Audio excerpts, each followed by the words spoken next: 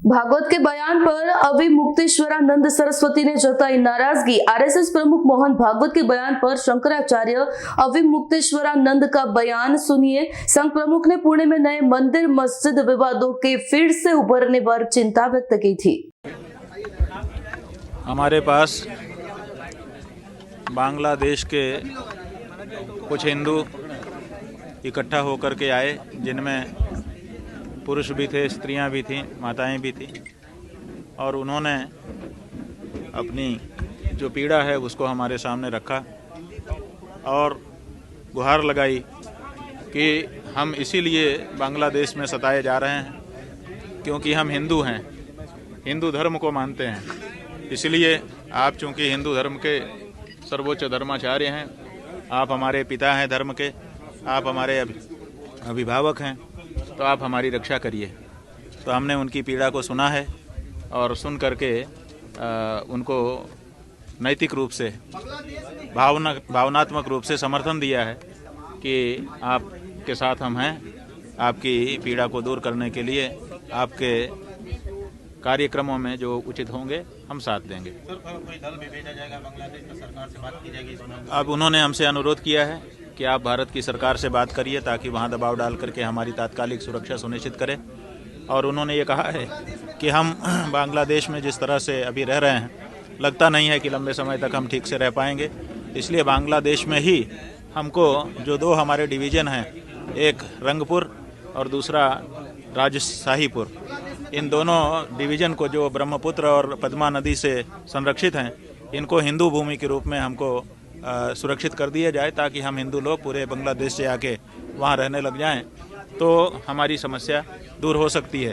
तो हमने ये भी सुना है और साथ ही साथ उन्होंने कहा है कि अगर ये नहीं हो सकता है तो भारत सरकार से आप बात करिए हमारी ओर से, और बात करके दबाव डालिए कि वो ये कहें कि भारत के जो बांग्लादेश के लोग आकर के भारत में रह रहे हैं उनको बांग्लादेश भेजा जाए, और जो हम हिंदू बांग्लादेश में रहे हैं उनको भारत अपने स्वीकार कर ले, तो अदला बदली हो जाए दोनों देश के नागरिकों की।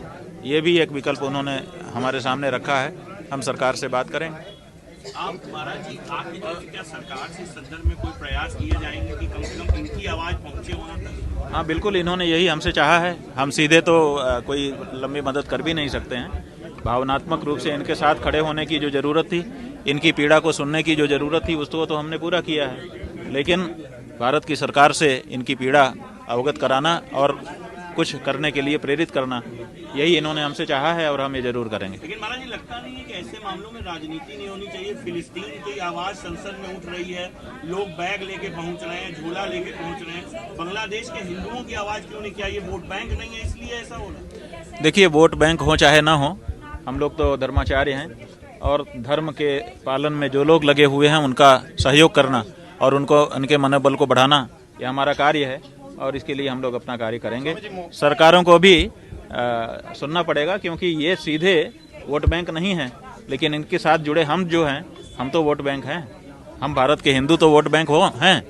हम अगर बांग्लादेश के हिंदुओं के साथ अपने आप को जोड़ेंगे तो स्वाभाविक है उसका परिणाम भारत की राजनीति में भी देखने को मिलेगा। लेकिन भारत में मुस्लिम वोट बैंक मजबूत है, यहाँ पर उनकी चर्चा होती है, लेकिन हमारे जो हिंदू भाई हैं उनकी चर्चा बांग्लादेश को लेकर यहाँ विपक्ष क्यों? देखिए, बात यह है, बात यह है कि पक्ष है कि विपक्ष है, कौन खड़ा है आप बताओ? पक्ष भी कहाँ खड़ा है? पक्ष के पास तो इस समय ताकत है ना, पक्ष क्यों नहीं खड़ा हो रहा है? पक्ष को चाहिए कि वो खड़ा हो जाए और विपक्ष को भी चाहिए। अगर विपक्ष नहीं हो रहा है तो हम उसको दोष दे सकते हैं, लेकिन तब जब पक्ष हमारे लिए खड़ा हो। लेकिन यहाँ तो हमारे लिए कोई नहीं खड़ा हो रहा है और बांग्लादेशी हिंदुओं की भी यही पीड़ा है कि कोई देश, विशेष करके भारत, उनके लिए क्यों खड़ा नहीं हो रहा है? खड़ा होना चाहिए।